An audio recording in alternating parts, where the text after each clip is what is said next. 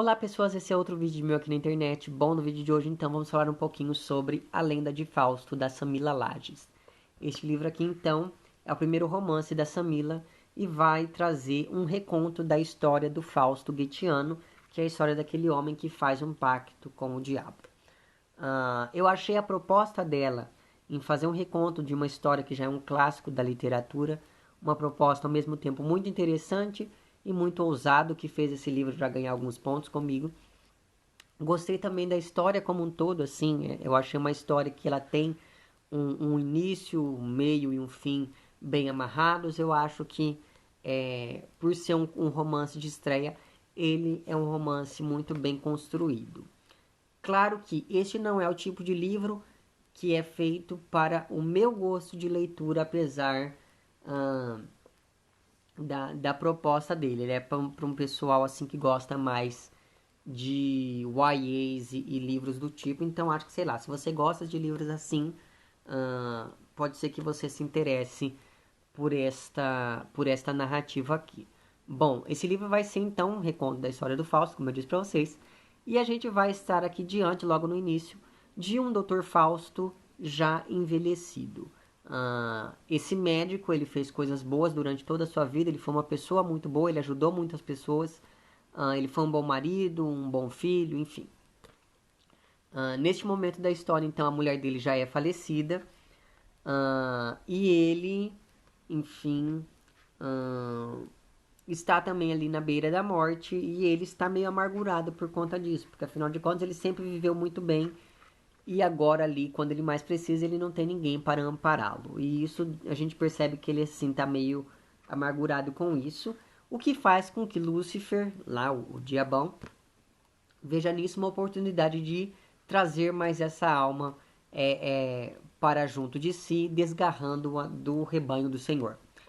Então, o que, que acontece? Este Lúcifer vai então contar com a ajuda de um dos seus demônios, que é o Belial, que é o príncipe da luxúria e da beleza e coisa e tal, para que este demônio possa então tentar seduzir e arrebatar a alma do nosso amigo Fausto. E é mais ou menos isso que a gente vai acompanhar ao longo do livro. O que, que acontece?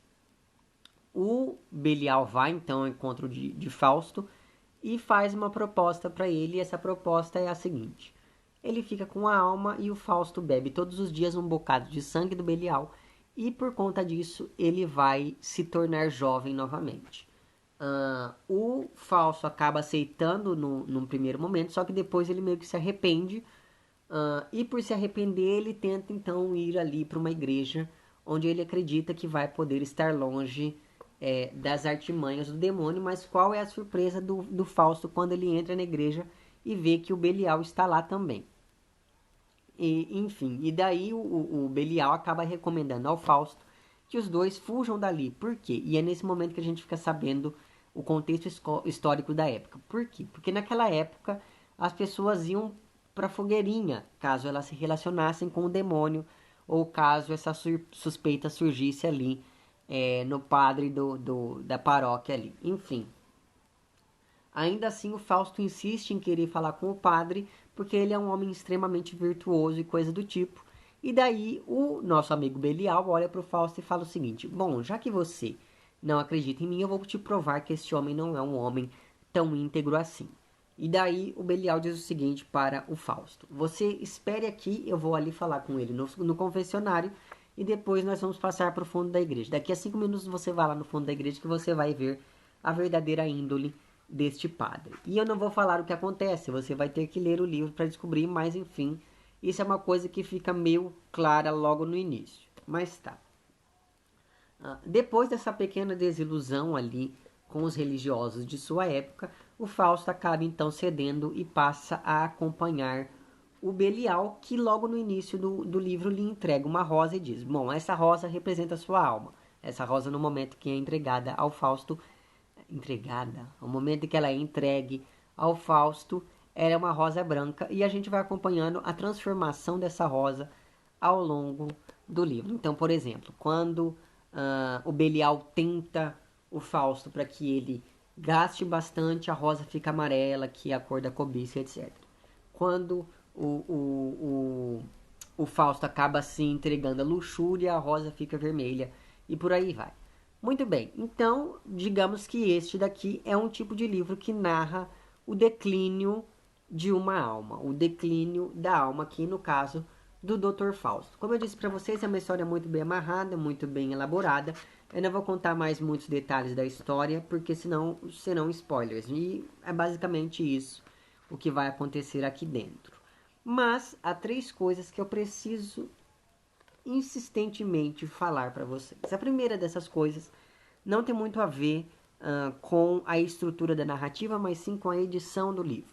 Este livro aqui saiu por uma editora chamada Multifoco, por este selo chamado Anthology. É uma editora, pelo que eu pude perceber aqui, independente. Mas agora perceba, eu não sei se vai dar para vocês verem, mas perceba o descaso da edição. A capa é menor do que as folhas. Eu não sei se está dando para vocês verem aí. Isso é uma coisa que me chamou a atenção desde o início. Mas tá, eu peguei, comecei a ler, as páginas são brancas e, enfim, é uma boa... É um bom espaçamento, enfim, é uma boa fonte, mas tá.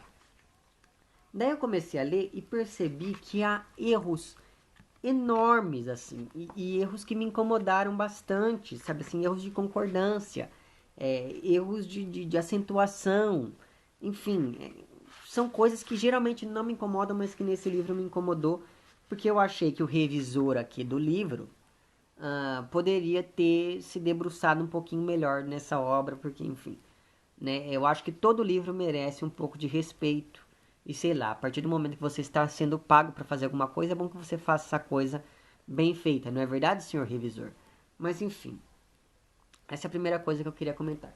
A segunda coisa é sobre, e daí já é uma coisa da própria Samila, que me incomodou um pouquinho, que é a questão do sexo. Que é assim, como eu disse para vocês, o Fausto ele vai passar pelo pecado da luxúria. E como eu disse para vocês, o Belial é o príncipe lá da sedução e do sexo e de tudo mais. É só você unir as duas coisas. O que eu estou querendo dizer? O que eu estou querendo dizer é que o Fausto será sexualmente tentado pelo Belial.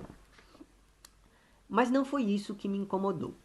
O que me incomodou neste livro aqui, nessa questão do sexo, perceba, eu não sou contra nenhum tipo de sexo. Eu não sou contra sexo na literatura, não é nada disso. Mas eu acho que o sexo deve ser muito bem trabalhado dentro do livro, porque senão ele se torna uma coisa extremamente cansativa. Porque assim, no momento em que o Fausto olha para o Belial, a gente já percebe que ele se interessou pelo sujeito. Mas aí o Fausto fica o tempo inteiro negando ao Belial e negando a si mesmo e negando não sei mais quem, que não, ai não, eu não quero ficar com ele, nossa, não, imagina, eu sou um homem hétero, eu não quero, eu não quero, eu não quero. E fica fazendo, desculpe a palavra, mas ele fica fazendo com doce o livro inteiro. Aí, o que conta? E por que eu digo que ele faz com doce o livro inteiro? Porque assim, ele faz com doce para poder se entregar ao Belial. Quando eles finalmente transam, o que acontece? O Fausto percebe que o Belial só transou com ele para poder ofender o Senhor. E daí o Fausto começa a fazer com o doce, querendo que o Belial o ame antes de transar de novo. Então, percebeu? É uma coisa assim, ai, é uma coisa que me cansou bastante. Tudo bem, você quer colocar as pessoas transando loucamente no seu livro? Coloque, não é esse o meu problema. O meu problema é quando isso se torna extremamente chato. Porque assim, é um tema que ele é trabalhado insistentemente dentro do livro, sabe assim?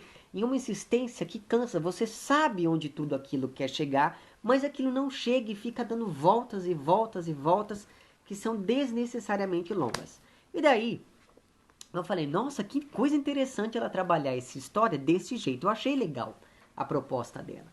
E daí, quando eu estava lendo aqui o texto da Orelha sobre a moça, eu descobri que ela, entre aspas, apaixonou-se à primeira vista quando conheceu o polêmico e romântico gênero yaoi. Fecha aspas.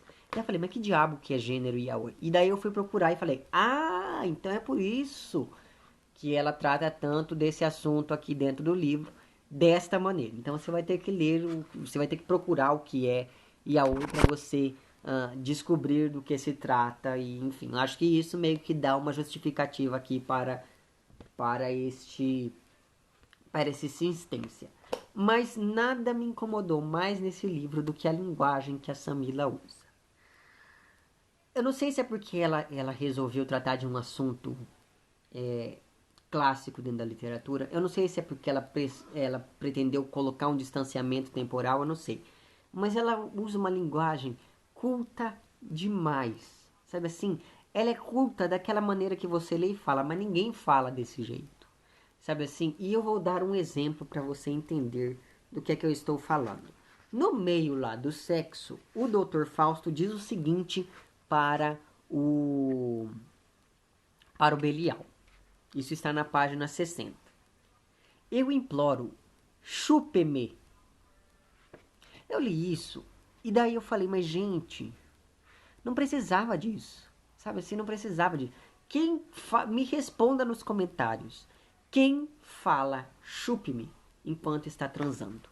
Assim, eu não lembro de nenhuma vez eu ter ouvido falar dessa história de que alguém fala chupe-me durante o sexo e nem... Veja, eu acho que assim, há construções que as pessoas não usam durante o sexo e há construções que as pessoas não usam nem durante o sexo e nem fora de um contexto sexual.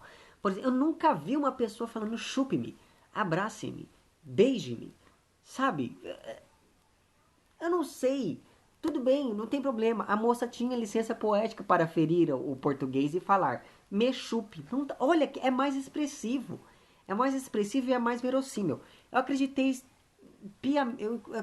de verdade que este homem foi tentado pelo demônio. Eu acreditei, de verdade. Mas eu não acredito que ele fala chupe-me enquanto está transando. E esse é o primeiro. O primeiro exemplo que tem aqui de frases que não. Sabe assim? Sei lá, eu acho que a linguagem é uma coisa muito importante dentro da literatura. Mas para você usar uma linguagem culta, é preciso você saber manejar ela muito bem. E assim, há temáticas que não casam muito, como é este caso. E daí eu falei assim, bom, eu vou pegar alguns outros exemplos de linguagem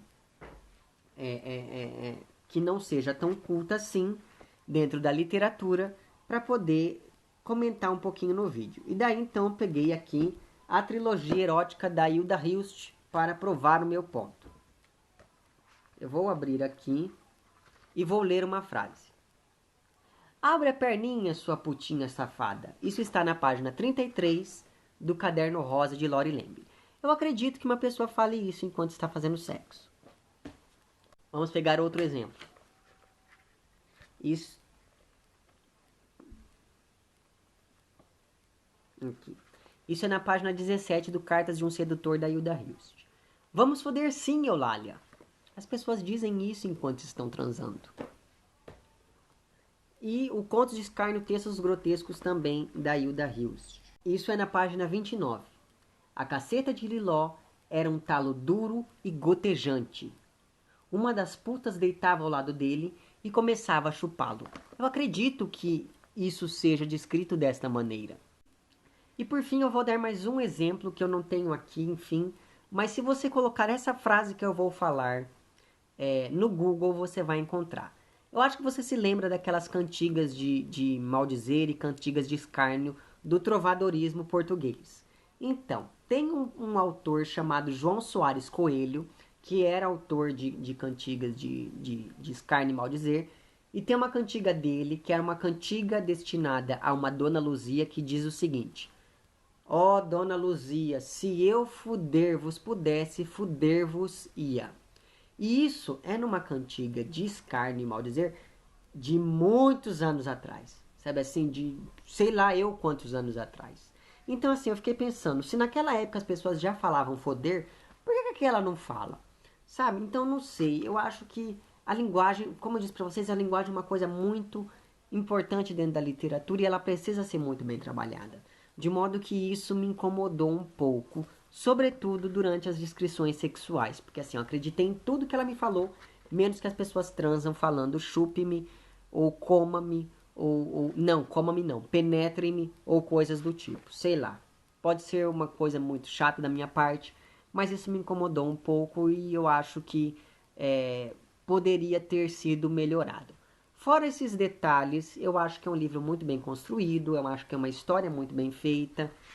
Eu achei muito corajoso da parte dela, como eu já disse para vocês, e eu achei muito original. Eu acho que eu nunca tinha visto esse tema trabalhado sobre essa perspectiva, então eu achei bem bacana mesmo. Enfim, era mais ou menos isso então. Sobre a trilogia erótica da Hilda Hilst aqui que eu usei como exemplo, aqui está. Eu tenho um vídeo que eu comento a história dos 3 livros. Lá embaixo vai estar o link para esse vídeo, caso você ainda não tenha visto, veja. E era mais ou menos isso então. Se você gostou do meu vídeo, não esqueça de curtir e de compartilhar. Caso não tenha gostado, não esqueça de dizer lá embaixo porque não gostou. Se você está inscrito no meu canal, muito obrigado pela sua inscrição. E caso não esteja inscrito, se inscreva também lá embaixo. É isso então. Um abraço para vocês todos e até o próximo vídeo. Tchau.